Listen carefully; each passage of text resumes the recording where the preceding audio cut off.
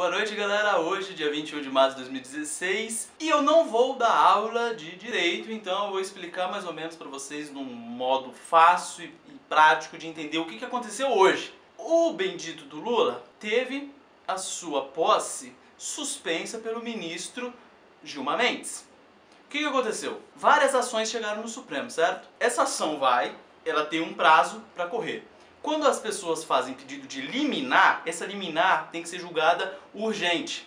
Foi o que aconteceu.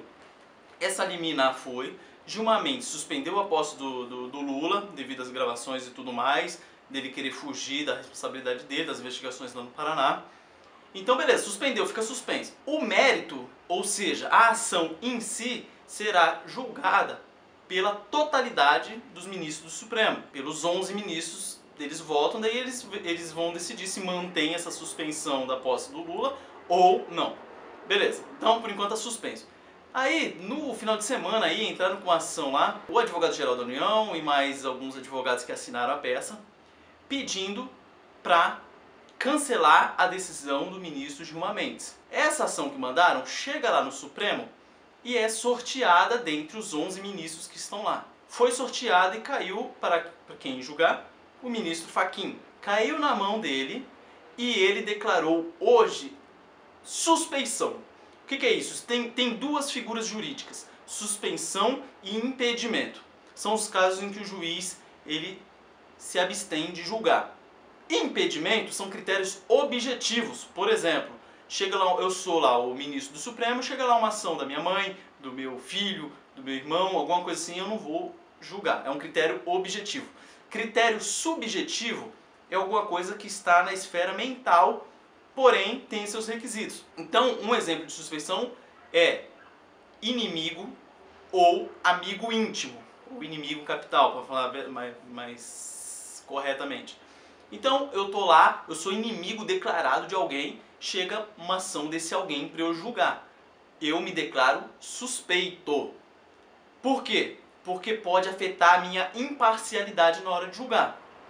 Foi o que aconteceu hoje. O Fachin se declarou suspeito porque ele foi padrinho de uma das filhas de um dos advogados que assinaram a ação aí pedindo a derrubada da liminar que o Gilmar Mendes deu. Ou seja, ele poderia atuar parcialmente por ter um contato íntimo lá, mas isso é subjetivo, mas nem tanto. Nesse caso dele, é excelente. Ele foi padrinho da filha, tudo mais. Às vezes, se ele fosse padrinho de casamento da pessoa, alguma coisa desse gênero, aí cabe suspeição tranquilo.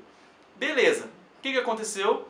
Foi sorteado novamente, excetuando dos 11, excetuando Fachin, que se declarou suspeito, e o ministro Gilmar Mendes, porque ele mesmo que deu a liminar.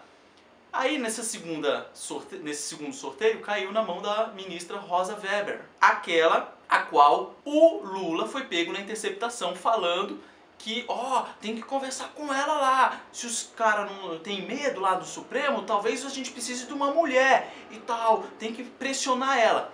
Enfim, por quê aquela primeira pressão? Porque ela já não tinha impedido as investigações dele pelo Ministério Público aqui do Estado de São Paulo. Ela falou para manter as duas investigações, o Ministério Público do Estado de São Paulo e o Ministério Público Federal lá do Paraná. E ele queria o quê? Que anulasse uma delas, óbvio. Então, ela já deu um tapa na cara dele. Agora vai essa ação de novo na mão dela. Ela provavelmente não vai se declarar suspeita também. Por quê? Mesmo ele tendo citado o nome dela, não tem nada assim subjetivo que ela possa declarar suspeição.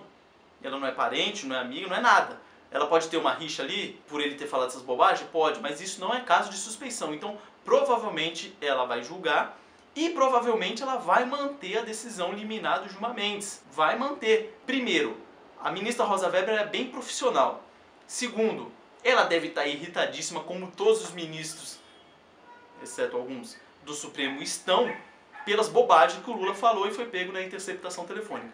Então, acompanhe aí os jornais, hoje deve estar falando sobre isso. Se eu puder dar um conselho, assista o Jornal da Cultura, que pra mim é o melhor jornal que tem. Tendo em vista sempre dois comentaristas, geralmente de posicionamentos contrários, debatendo lá. Então você tem o livre-arbítrio de escolher a melhor opção. Beleza?